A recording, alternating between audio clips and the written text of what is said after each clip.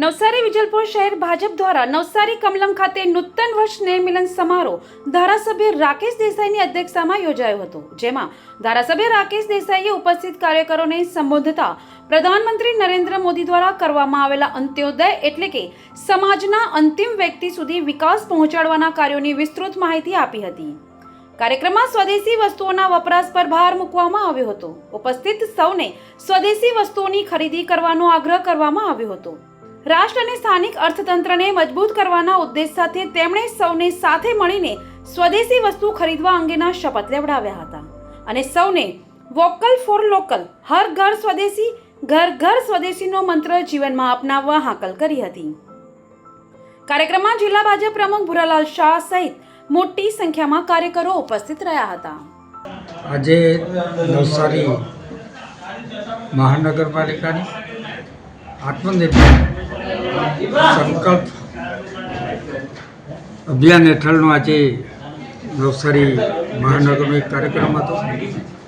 એની અંદર દિવાળી અને નવા વર્ષથી તમામ કાર્યકર્તાઓને શુભેચ્છાઓ આપી, સાથે સાથે આગામી સમયમાં આત્મનિર્ભર ભારત હેઠળ સ્વદેશી અભિયાન જે આપણા દેશના વડાપ્રધાન શ્રી મોદી સાહેબ ચલાવી રહ્યા છે, દેશની જ બનાવટો બને અને દેશમાં ની વસ્તુઓ વાપરે એ રીતની કાર્યકરોને સૂચનાઓ આપી અને માર્ગદર્શન આપ્યું। આજના અમારા મુખ્ય વક્તા અમારા ધારાસભ્ય શ્રી રાકેશભાઈ દેસાઈ હતા। એને ખૂબ વિગતથી આત્મનિર્ભર ભારત અંગેની વાતો કરી, સાથે સાથે પાર્ટી તરફથી આગામી સમયમાં ખૂબ મોટા અને અગત્યના કાર્યક્રમો આવી રહ્યા છે। એમાં ખાસ કરીને એક કાર્યક્રમ છે SIR, જે સાચી મતદારની મતગણતરી થવાની છે।